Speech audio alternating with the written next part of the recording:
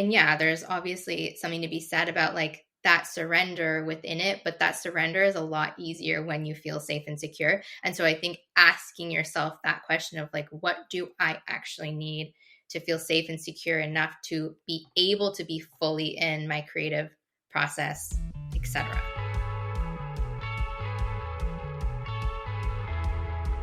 Did you know that your dreams will always require your healing?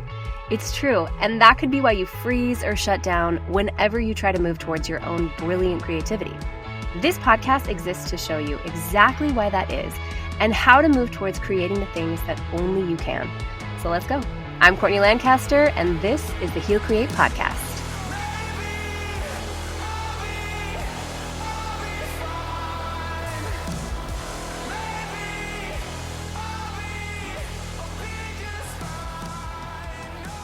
Welcome to another episode of the Heal Create Podcast. My name is Courtney. We are in season 2, and we've had a few episodes and a few conversations that have been really exciting, and today is no different.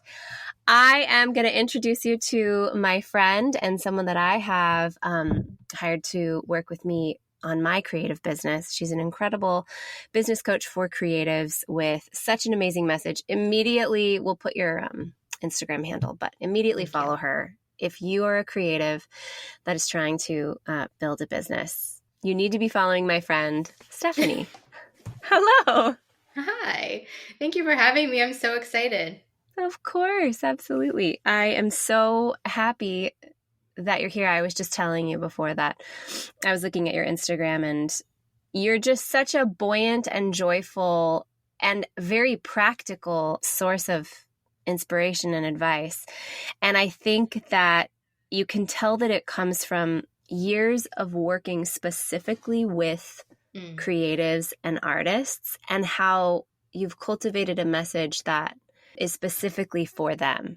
Creatives aren't going to get the same practical advice or the same inspiration or education from like some of these, I don't know, super businessy people. Yeah. Some of these like very like bro, high motivation, like feel the fear and do it anyways people. We are not wired the same way. And so can you tell us a little bit about your background and how you got into this field of work? Well, first of all, thank you so much for saying that, because I feel like I'm sure everybody feels that when you're in your own thing. It's like, is this hitting? Like, is this, And so I appreciate you saying that. I freaking love creatives. I love working with creatives.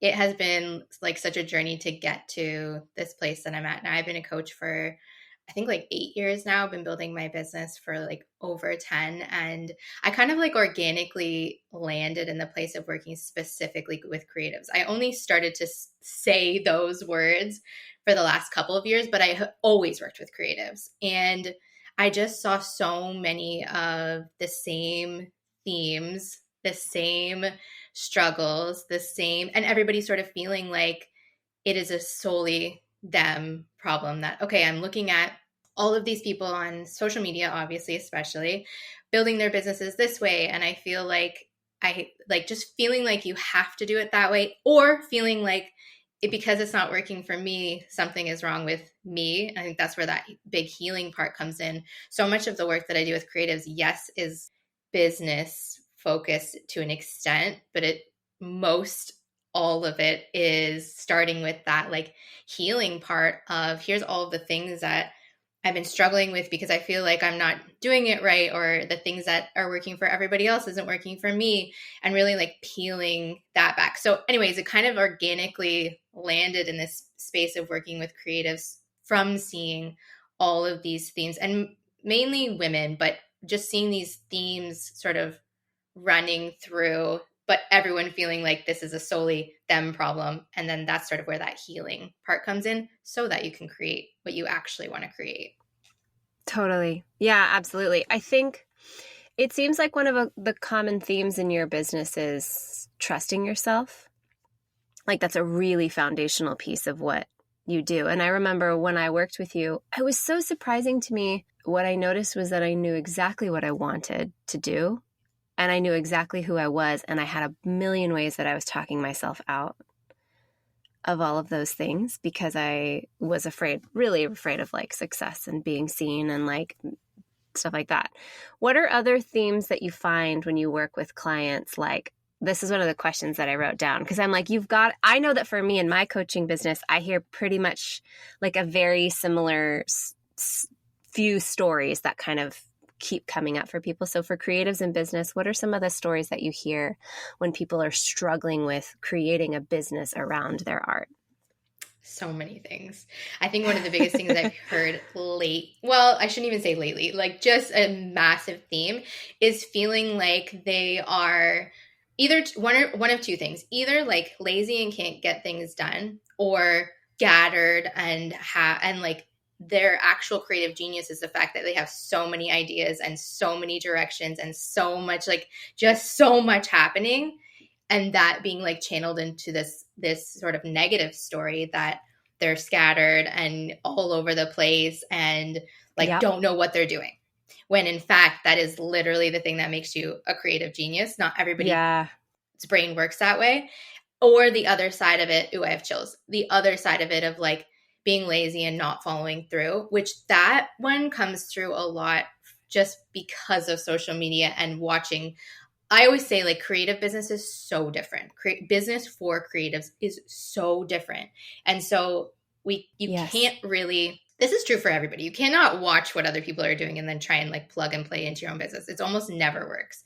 But for creatives, there's that like life person side of it where it's like, we don't function that way. That will never feel good for you in your life and business. And so that part of it, that like lazy and not following through and like nothing working for you the way other people, not being able to do the things other people are doing, that's a huge story. So like that lazy, not following through, and then that like being scattered and like having like no direction, which is not true. And so for that is for both, there's like obviously strategies based on each individual person, but for each individual person. I think the place that I always work with clients in is like you as a person and figuring out like, what do you want, and grounding into that instead of looking everywhere else for that answer. And that's where like that self-trust comes in so massively.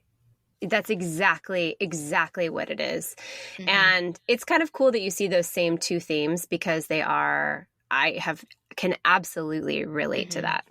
And do you notice that it all kind of boils down to this missing piece of self-trust? Like, is there like, what's the foundational like thing that you see when you see people struggling on all those kinds of ways where you're like, oh, wow, you don't have blank? I mean, so many things. I think the first place is if we've heard something. Okay, so for example, I'm 35 years old. If I've heard the same thing from like, starting when you're with your parents, and then when you're in school, and then when you enter into like an industry, and then you're like got social media, and there's just like so much noise. And so it's like self-trust is not even accessible because there's just so much noise. You don't even know what's yours and what's not yours. And so I think a huge part of it is just like the noise and it's not even a lack of like self-awareness. It's just, it can get so muffled when we're not intentionally looking at it, where it's like everything becomes yours that's not yours. And so I think, yes, there's self-trust, but before you can even like get to the self-trust, you have to be super aware of what's coming up, what's yours, what's not, because so those two stories we talked about, that if we just take that on as like, that is my identity, and for creatives, a lot of times that becomes part of identity. We're like, oh, I'm like a floating artist, or I'm just like so scattered. That's why I'm like, I can never be successful. Like all of those stories just become like, that must be true. Because we've heard them so many times. Yeah. And so it's not even necessarily like the self-trust is the way to like, I don't want to say fix that, but like heal that and change that. Yeah.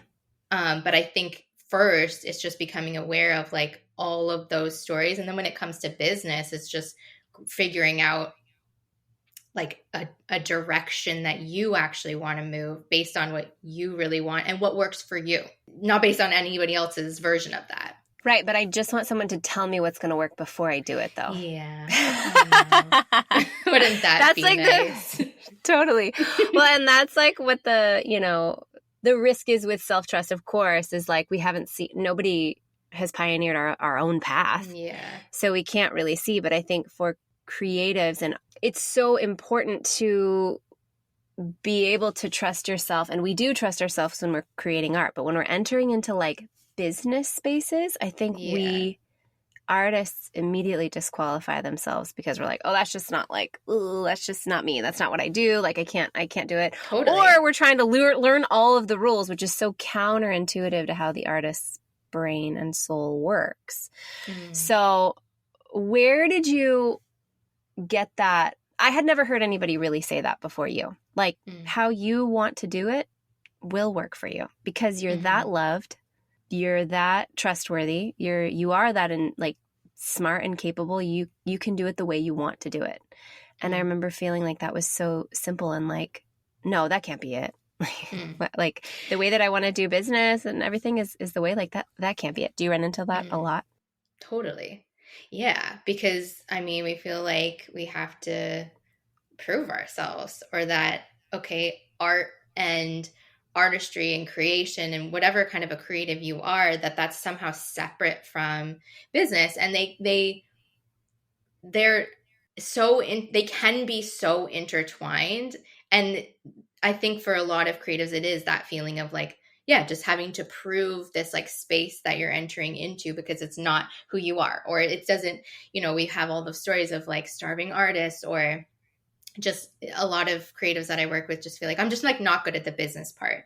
And it's not that you're not good at the business part. You might just like not know yet, or it's been made to seem a lot more difficult than it has to be for you. And I think that happens with social media, where it's like, if you're going on social media and you see 100 people saying do it this way, and then you see another 100 people saying do this way, and then you see a new strategy and a new strategy. It's like, for creatives, that is the quickest way to like smash your creative energy. And so, yeah, I mean, I see that all of the time. One of the things I wrote down before that felt really important was like that coming back to the basics. And yes, obviously, if you don't, okay, so let's say you're starting a business, or you're starting to turn your craft into a business, then of course you're not going to know what you're doing. Or of course you're going to need some support in figuring out like so the thing you said before, like, someone just tell me what to do. That's like not necessarily a bad thing. Like, help me to figure out which direction I'm moving in, like for your personal business. This is why I love coaching so much, because like when we're just taking advice from people that we don't know their business, they don't know ours, they don't know our creative energy, they don't know, like when we're just sort of just picking all these random like pieces of information off social media or just wherever we can get it, that can be a quick way to go to burnout and feeling like I don't know what I'm doing, because it doesn't necessarily apply. And then also it's just like too much information. And so I think two parts of it. One is, if you're not even if you're new, but if you're trying to build something or, make a living off of your craft, it's like you might just not know the direction to move. And then therefore getting support with that is so important. And then coming back to like the basics of trusting yourself to know what to do and figure out what to do. And one of the things you and I always talked about is like, you just really might as well. Like, you literally might as well trust yourself to, one, do it the way you want to, and figure out what that even looks like. For creatives, a lot of the times what happens is you're like, okay, what I actually want is, if I had like my ultimate vision and version of it, I want to be a singer, let's say, or I want to be an artist. And then because a lot of creatives feel like that's not possible, or been told that it's not possible, or then you see like all of these artists who are doing all these other things, and they're like scaling, and they're doing all of these things that you feel like you have to do, or they're doing different types of art, and you feel like, okay, I have to do that in order to be successful. And so I think whether you're just starting or whether you're way down the line, just giving yourself that time to like come back to the thing you actually want to do, and then pick apart all the things that don't apply to that. So if you are an artist and you want to create art this way, what are the things that you've kind of like just added because you feel like you have to add, that don't need to be there? And then watch how much more creative energy, space, and probably movement within your business and your life really even you'll have. Totally. Yeah, because you're in alignment. Yeah. No, it's so true. And I feel like, okay, one of the most magical things about living in this day and age is that you really can create a business out of who you truly are. And like Yeah. the options on how, you know, the kind of career they want are like limitless, especially with Yeah. social media, which is hard. Like psychologically, the more options you have, like the more frozen you can become, which is why it's really important to know who you actually are Mm-hmm. and what actually lights you up. And I've noticed for myself, when I began this business, I really was modeling it after some of my mentors, some people Yeah. that were really wonderful, but it wasn't totally me. And I'm still in that process of like, I feel like almost every month there's just like this like piece that's probably subtle to anyone watching, but Mm. that doesn't belong to me, that kind of like falls off, Yeah. or I'll feel like I'm in a tension with it, and then I'm like, oh, it's because this isn't really me anymore. And like just kind of being okay with that process of like the things that aren't me are just going to kind of fall off the more that I really ground into my actual identity. Mm. And so I wonder if you could speak into like, you talk about this a lot, and every time you talk about it, I'm always like, oh yeah. You talk about the ebbs and flows of the artist in business, of the creative Mm. in business. And can you speak to that? Can you like talk about what that means? How important it is? Yes. I want to come back to identity after too, because that's also a massive theme for creatives. But Yeah. this is why creative business is so different, because you as a creative have natural ebbs and flows in your creative energy. And so therefore figuring out like what that looks like for you. For some, okay, so let's say an artist, for example. Let's say you have the most massive burst of energy once a year and you create all of your art. Okay, that's what we have to model your life and your business after. Mm-hmm. If you're an artist who like just creates and creates and creates and creates and creates, that's what we model your business after. For creatives, when we get like so burnt out or when we get so just tapped out is when we're just trying to like follow this flow that someone else created. Or Mm-hmm. okay, so let's say you talked about kind of like the bro business before. It's like that's just constant go, like constant create, constant create, constant create, constant create, and like put out, put out, put out. That's just not how creatives function.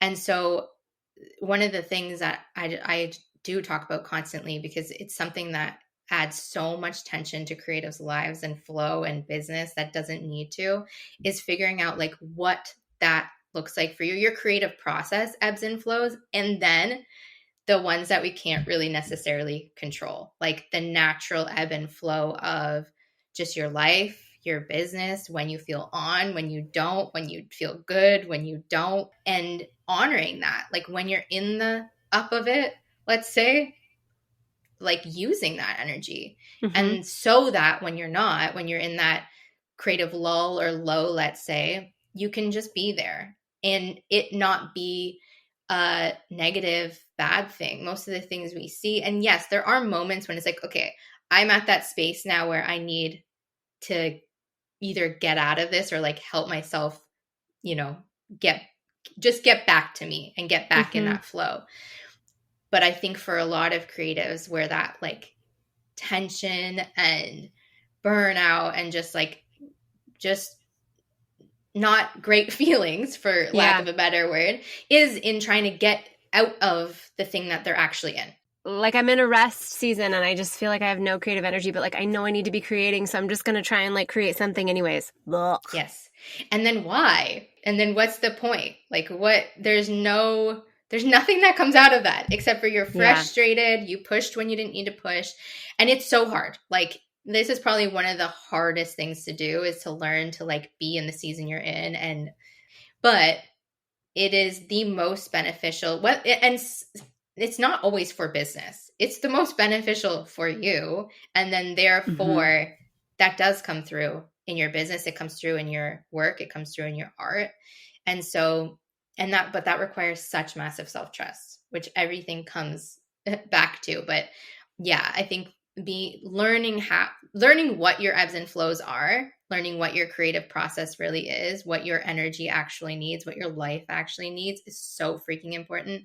And then trusting yourself within that ebbs and flows. And then if we're talking about business, modeling your business after that. Mm-hmm. I think that like the whole like why, what's the point thing, I would wonder if people would say, because I felt like this too, like, well, I need to make money.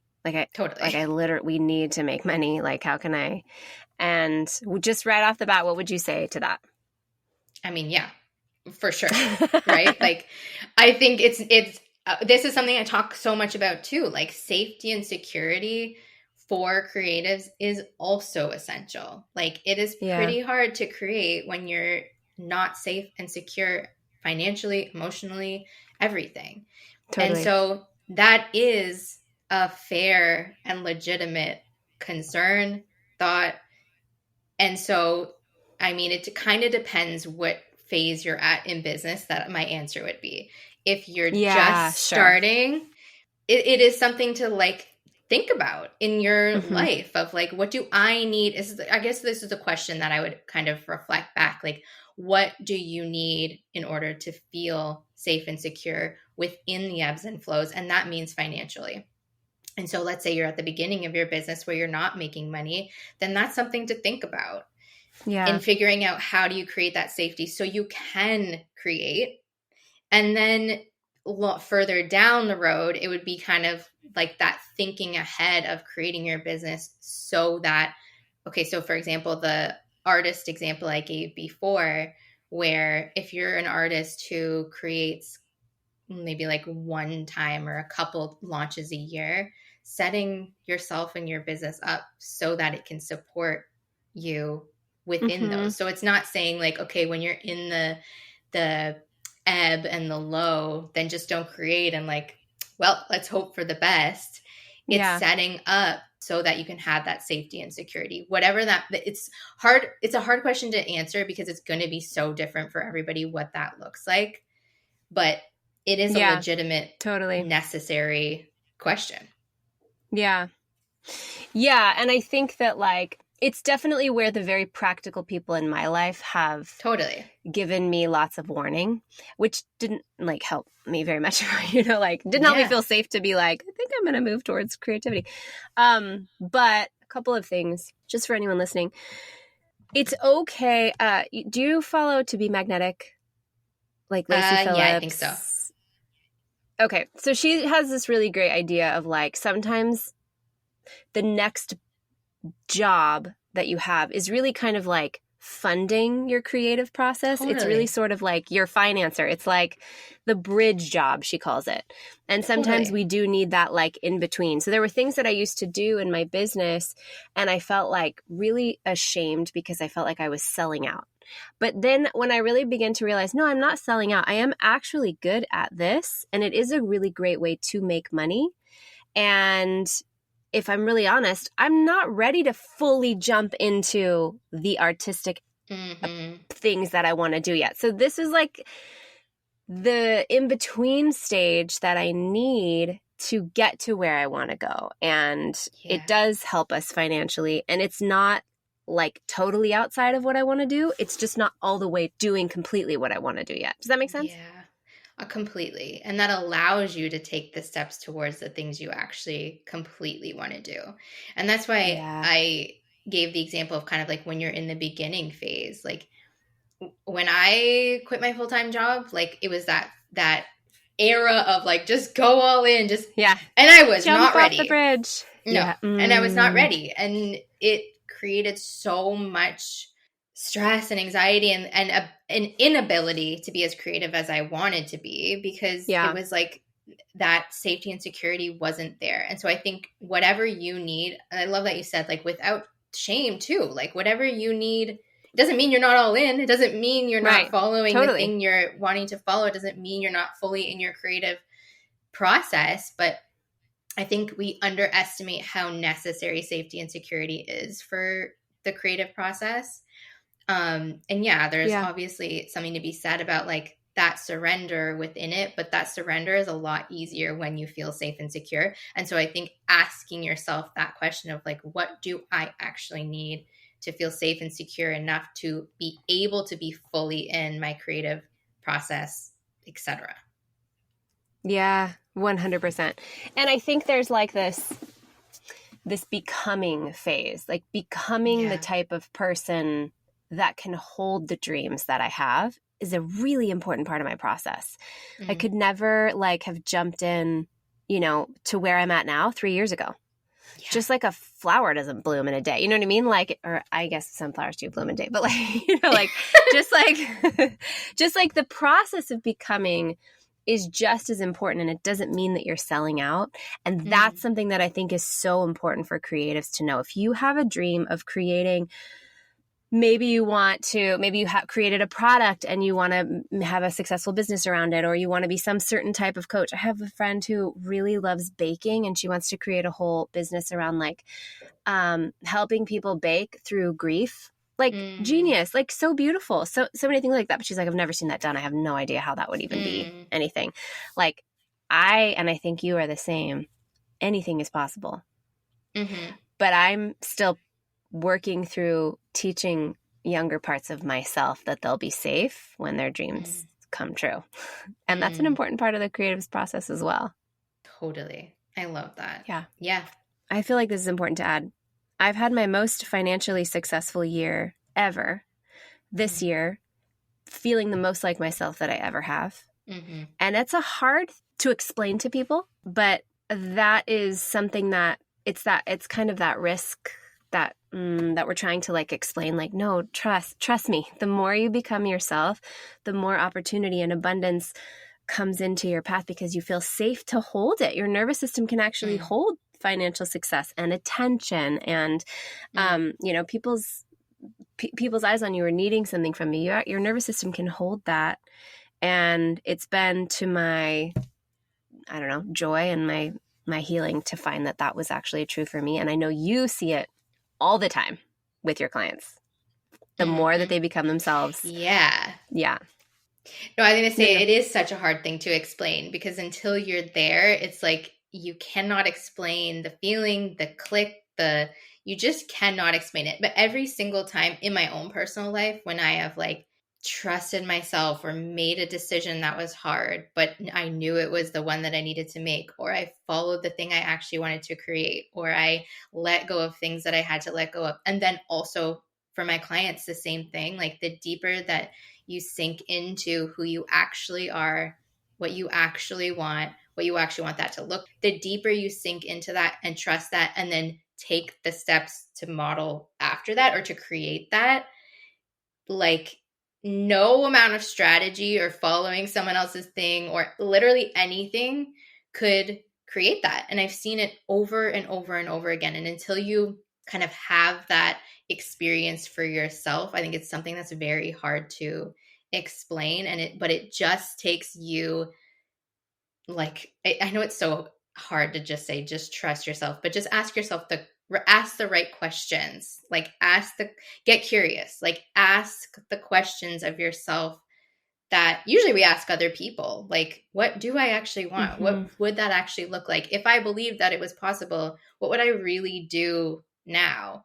And then watch the way that like life truly does unfold and opportunities that are actually for you will find you. I've seen it they really do over and over and over and over in my own life and in my clients' lives.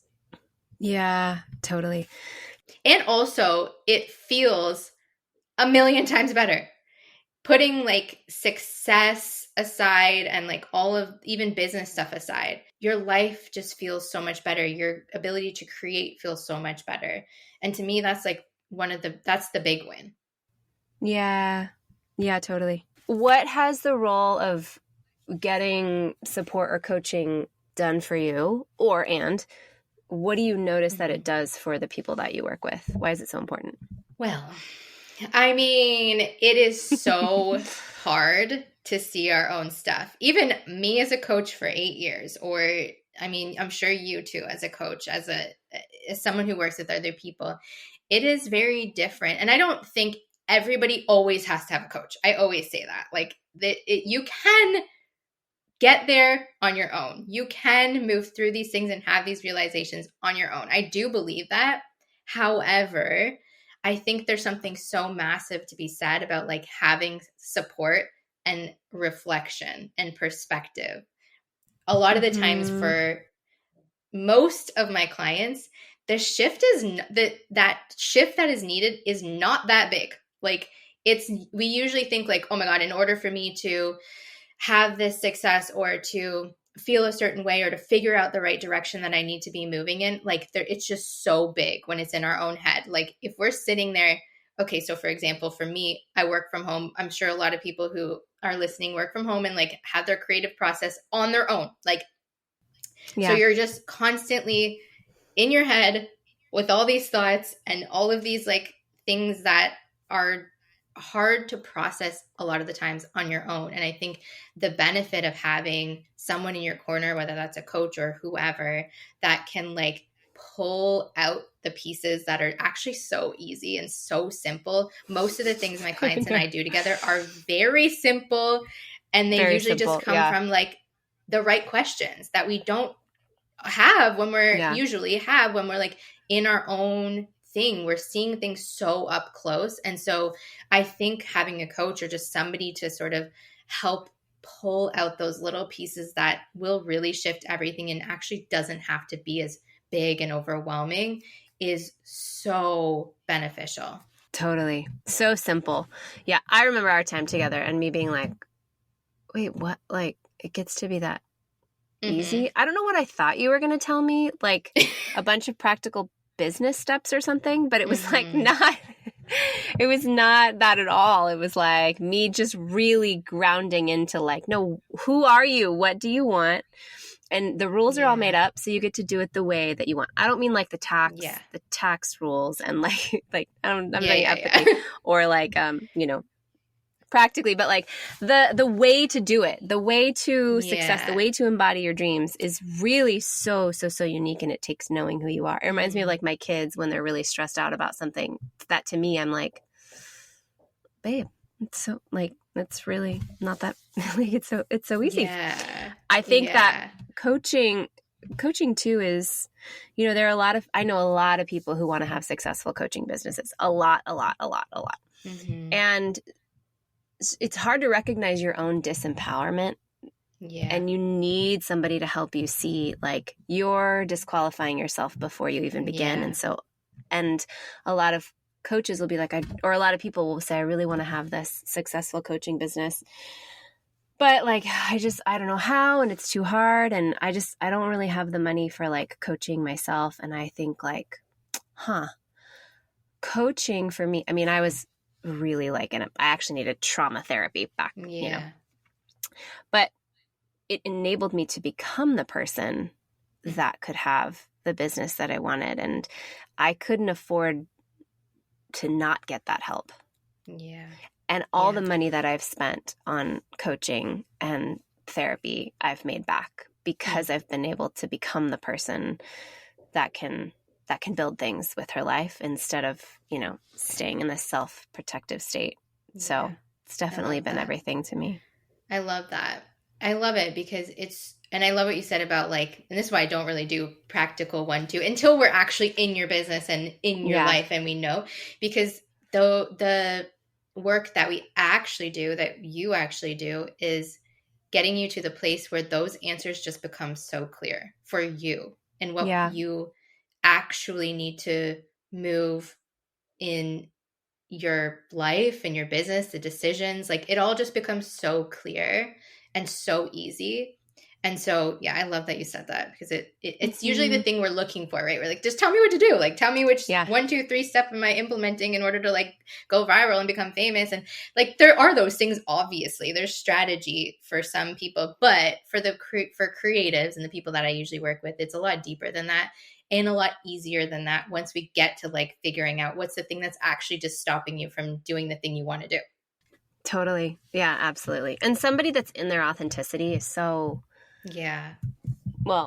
so magnetic. So like they're hard not to look at. They're hard not to give attention to. And a lot of the people that go viral before they're really ready for that attention, it freaks them out. And it's like not actually helpful. So yes, there are actual practical things that you can do, but really like understanding your belovedness, understanding your value is like the best business strategy that I've ever had. Totally. I wanted to share a little bit too with listeners, and you know this part of my process too, that my ultimate dream is to really be more in the music space and to be creating and songwriting and working with songwriters and working with musicians and artists and songwriters. And I love coaching. I love my clients. I hope that I'm always coaching and I'm always teaching, because that is a big part of who I am. It's also not the thing that absolutely lights me up the most. And at this point, because this podcast sort of serves as like also a record of my process, because I don't want there to be any shame around the human experience of transforming and growth, and also just to highlight like the struggle that creatives have and the path forward. I think that at this point, I don't know how to do that and how to make that happen. But anytime I am spending time with that dream, I'm always more surprised to find the blocks inside of me around that actually coming true than the lack of resources, lack of connections, lack of money, lack of time that I think that I have in my brain. Does that make sense? Totally. 100%. It has so much more to do with like the fear around how that would be financially possible, or what that would mean for my family, or like how that would actually even be, possible with our family schedule or whatever. And it's all just so silly. It's like not anything that couldn't work out. There are people that are doing exactly what I want to do right now. Yeah. And then when you're actually just doing it, it feels so different versus thinking about doing it, or thinking about why you can't do it, or wondering what it's like. So different. Yeah. It feels so different. And so that's such a beautiful place for creatives to start. Like if you're in that place of like, what if that doesn't work, or it's just do something. I was talking about this with a client yesterday, and I posted about it. It's like, it is so uncomfortable to not be following the thing you desire. Much more uncomfortable than if you just took a step towards that thing, or like tried, the fear for most creatives is, most people, but creatives especially, is that it won't work, or that will fail, or we won't make it, or we won't be known, or all of these things we're human. So it's fair, and it's a legitimate fear. And when you're actually doing that thing, that fear usually fades away. And the discomfort is usually just in not following that desire. And so if you have a desire and you're not following it, that's actually the discomfort, not the actual following it. And so if you can just like, if you want the 1, 2, 3 step, it's just continue to take the next step towards that thing without the pressure of figuring out what that's going to look like, and how it's going to happen, and when it's going to happen, and will you be like, makes sense and it's fair, but to kind of ease that and just trust yourself to move towards the thing, and trust yourself to know that like you'll figure it out as you go. And that discomfort is really just the discomfort of not following your own desires. Yeah, totally. Yeah, getting really in touch with the things that light you up, and taking like the tiny baby steps towards it. Nothing. What are some of, if you look back over the last few years, the biggest like success moments that blew your mind, and what was your struggle leading up to it personally? I can think of a couple, but I think the one that is like the biggest, like, whoa, is when so probably how many years ago now? Like maybe 5 or 6 years ago, I was engaged, and I had just turned 30, and I had this, like, I call it like my summer of cocooning. I did not leave my house, because I did not really talk to anybody. And I don't recommend this, but this is my story. Yeah. I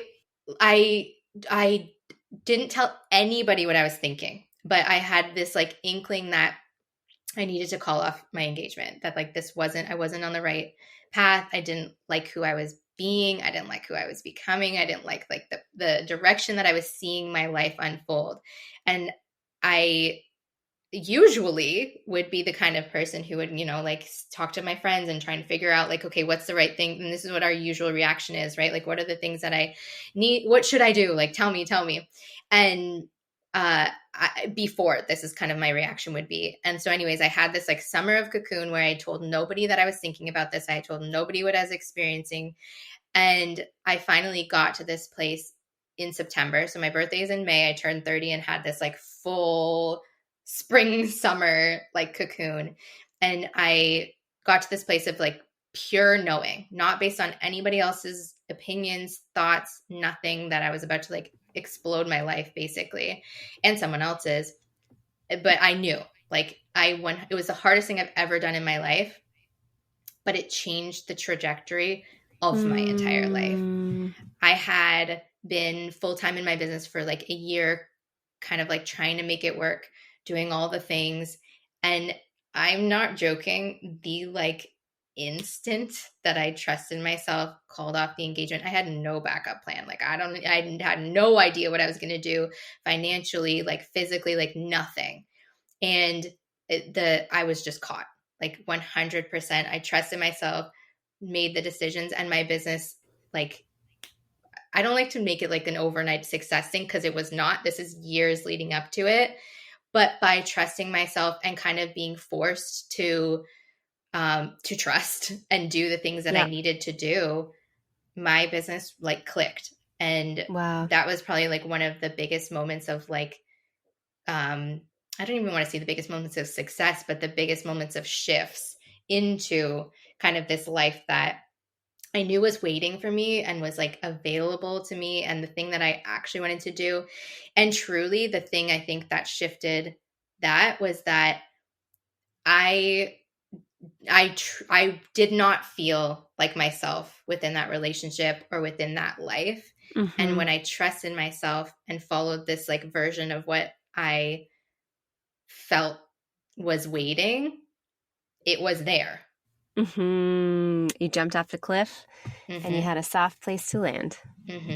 Yeah. Dang. Yeah. And I have so many moments like that, but I think that was the most just like clearly laid out, truly like the month after I had, up until that point, the like biggest month that I had, it just like financially was safe. Like, anyways, it was just like one after another. I met my now husband like 2 months later. Congratulations, by the way. Thank you. Getting married. Thank you. Yeah. But yeah, I think that's just, it's just, those moments are when self-trust is so massive, and like turning that energy back to you. And this is true for creative business, creative process, like everything. When we're feeling like something is uncomfortable or something is like, this question is brewing in me. Like for me, it was, do I call off my engagement? Like, with no backup plan. And I think that happens for all of us, where we have those moments of like kind of like identity shakeup or life shakeup or a different direction we want to move, or a new, this, you were talking about identity before, and this is something I work through with clients all the time, just like evolving identity within your art and your craft and your life. And we have such resistance to that. But when you like allow yourself to evolve and to like follow your identity now, or like just allowing all of that, that's the magic. And yeah, so that was probably like my biggest discomfort, which led to this massive moment of self-trust, which led to like my life genuinely fully clicking into place. Totally. I don't know anybody that is living a life that they love that hasn't had a moment like that. Yeah. I think that like, well, and that I should say too, just from a trauma-informed perspective, for all of my relationship anxiety clients and friends, that what she's talking about is different than like, maybe I need to burn something down in order for my life to work. I can relate it to when we moved away from Redding. We were like thinking, we used to live in Northern California, and we thought maybe we can make it work. And I just, just like you said, I hated who we were there. It was not for us. And moving to where we wanted to move by the beach seemed impossible. But it was that same feeling of like, it wasn't like, ugh, I just need to blow up my life so that I can start over. It was like, something better is calling to us, and it seems really hard, but I can feel like how much better that's going to be for us. And those jumps like that you did, that I did, those are the pivots. Those are like the massive pivotal moments. And it's amazing how you can see, and I can also see for myself how that impacted my business. Completely. Like, who would ever think? Yeah. And I think that goes back to kind of the thing we were saying about the ebbs and the flows. There sometimes is just a moment that you can know something, and you can trust that. Mm-hmm. I knew I needed to call off my engagement. I had no idea what I was going to do.